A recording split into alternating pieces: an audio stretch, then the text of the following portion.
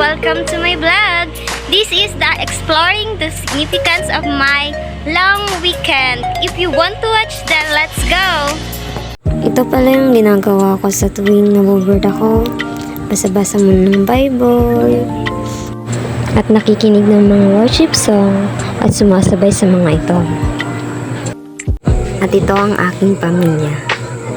Naghahanda kami ngayon ng lutuin para sa araw ng mga patay kasi dadalawin namin ang aming lolo na kung saan hindi ko man lang siya nakita nung siya buhay pa kasi malaya ako sa kanila.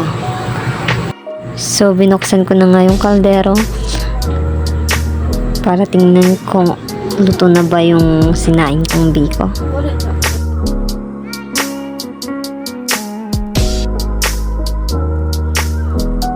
At tinulungan ko na din si mama sa kanyang mga ginagawa.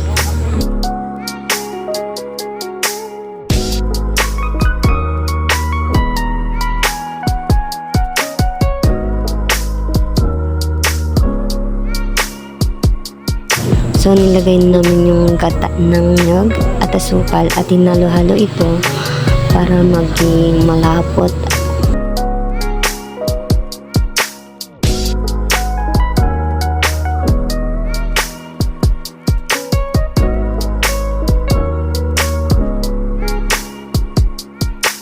At ito na nga, dinalaw na namin ang aking lolo.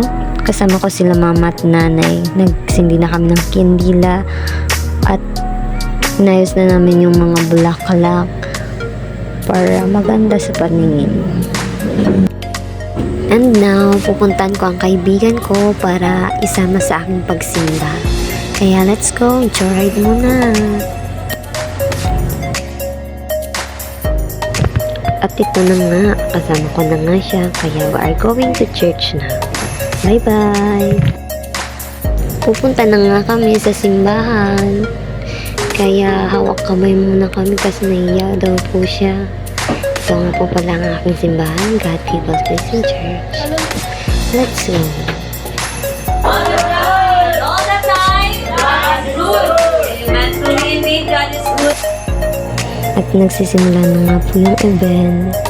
Kaya focus muna tayo sa Lord. At natapos na rin yung event, kaya umuwi na kami sa bahay. Pero joke lang yun, pupunta muna kami sa dagat para mag-enjoy.